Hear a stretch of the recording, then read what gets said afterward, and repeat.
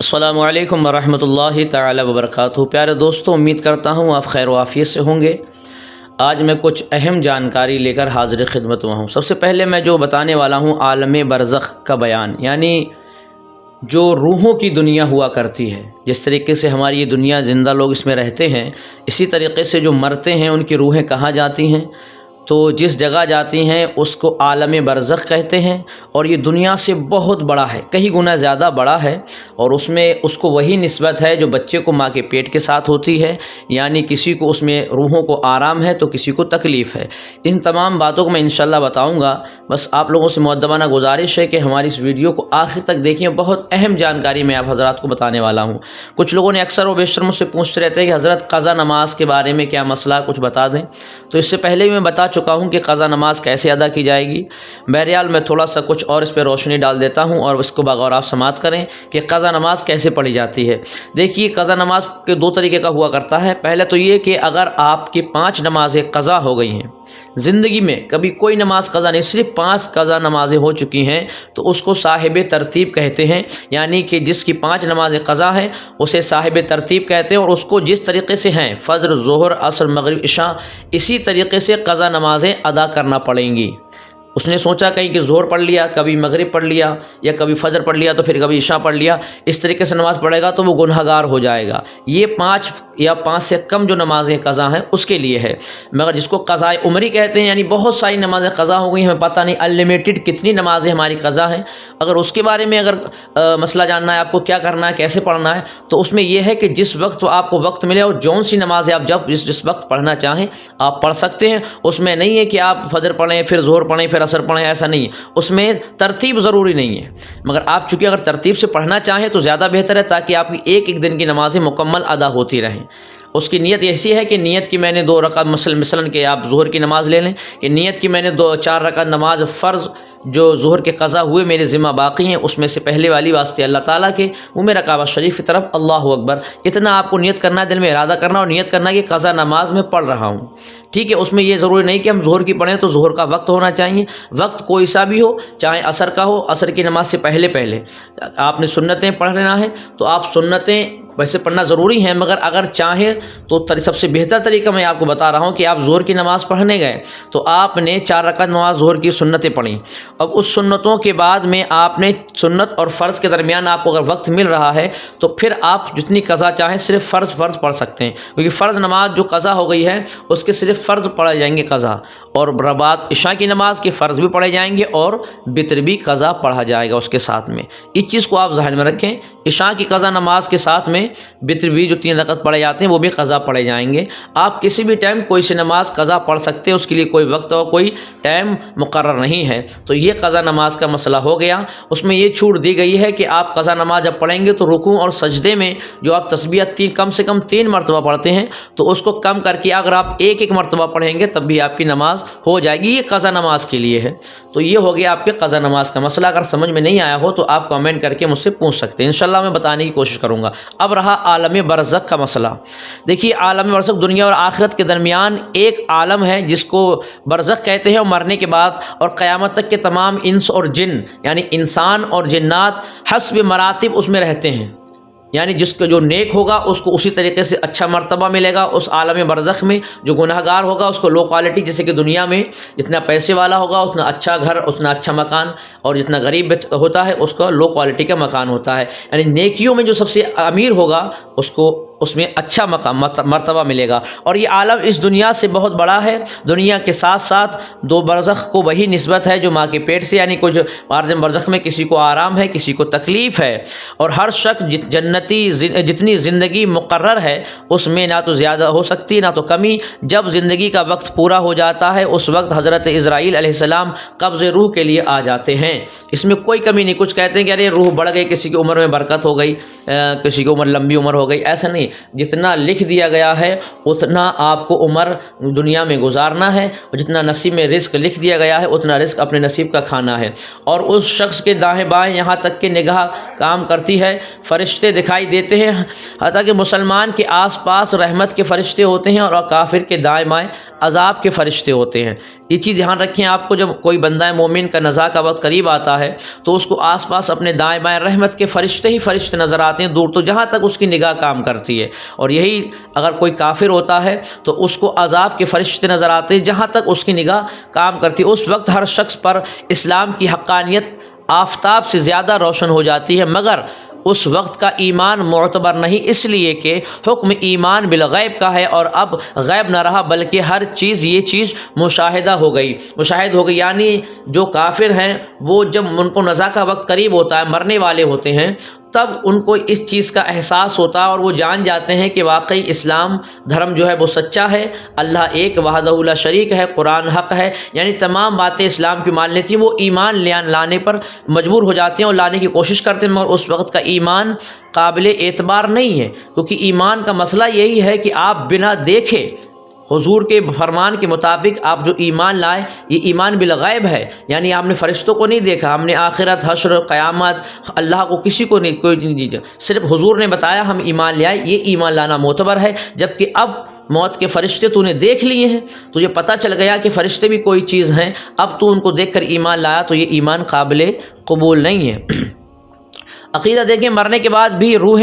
کا تعلق بدن انسان کے ساتھ باقی رہتا ہے، اگرچہ روح بدن سے جدا ہو گئی مگر بدن پر جو گزرے گی روح کو ضرور اس سے آگاہ متاثر ہوگی، یعنی جو چیز جو عذاب ہوتا ہے وہ جسم کے اوپر ہی ہوتا ہے۔ روح اگر عالم برزخ میں ہے، کسی کی کہیں ہے، کہاں کہاں روح ہوتی ہیں وہ بھی آپ سنیں، اور جس طرح حیات دنیا میں ہوتی ہے بلکہ اسی سے زائد دنیا میں ٹھنڈا پانی، سرد ہو یا نرم فرش یا لذیذ کھانا، سب باتیں جسم پر وارد ہوتی ہیں، مگر راحت و لذت روح کو پہنچتی ہے، راحت و لذت جو ہوتی ہے وہ روح کو پہنچتی ہے، اور عکس بھی جسم یہی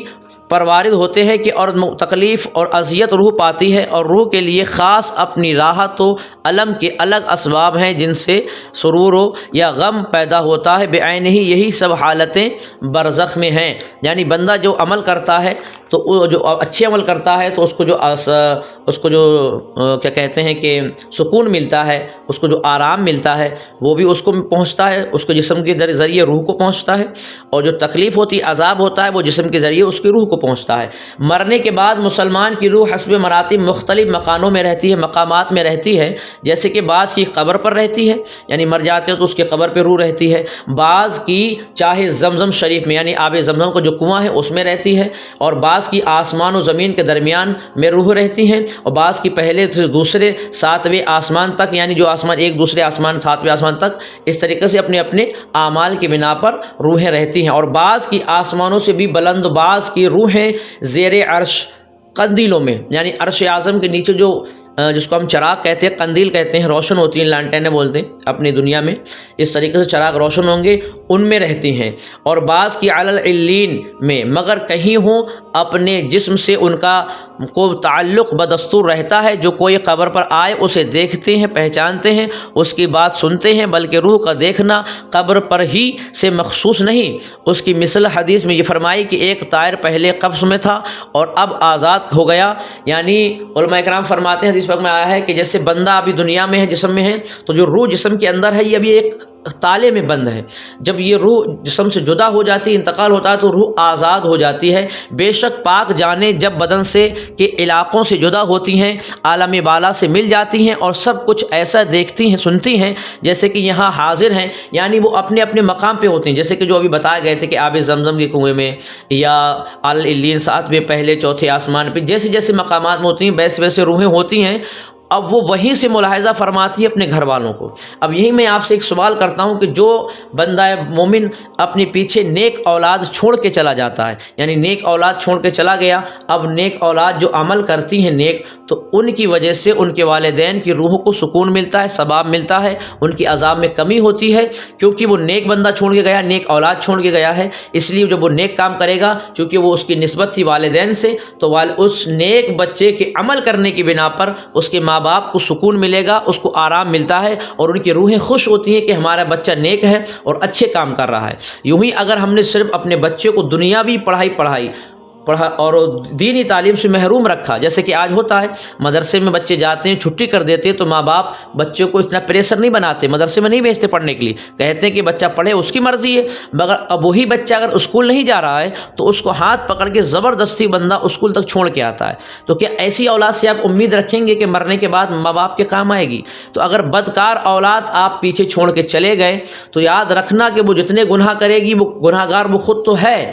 مگر اس کے ساتھ ساتھ گناہ آپ کو بھی پہنچے گا، آپ کو تکلیف پہنچے گی، اور اس کے گناہ کرنے کی بنا نسبت آپ کو بھی عذاب ملے گا، کیونکہ وہ اولاد آپ کی تھی، آپ نے اس کو ایسے کام نہیں سکھائے، اچھی تعلیم دینی تعلیم نہیں دی، جس کی بنا سے آج وہ گناہ کر رہا ہے اور اس کی بنا پہ آپ کو تکلیف پہنچتی ہے۔ تو ہمیشہ یاد رکھنا، کامیابی اس کا نام نہیں ہے کہ ہم نے بچے کو دنیا میں انجینئر، ڈاکٹر یا بڑی ڈگریاں حاصل کروا دیں اور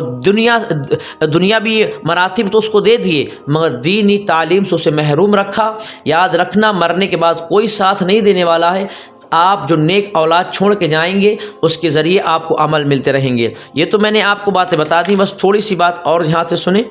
کہ جب مسلمان مرتا ہے تو اس کی راہ کھول دی جاتی ہے، یہاں تک کہ جہاں چاہے وہاں جائے۔ یعنی جب کوئی مسلمان نیک بندہ کا انتقال ہوتا ہے تو اس کے لیے پوری دنیا جو رکاوٹیں، پردے ہوتے ہیں، وہ ہٹا دیے جاتے ہیں۔ اب اس کی روح جہاں چاہے وہاں جا سکتی ہے، گھر چاہے تو گھر آئے، بار بار آ سکتی ہے، حضور کی بارگاہ میں حاضری دے سکیں، جہاں چاہے، ان کے لیے کوئی رکاوٹ نہیں ہوتی ہے۔ یہ نیک بندوں کے لیے۔ شاہ عبدالعزیز صاحب لکھتے ہیں کہ روح را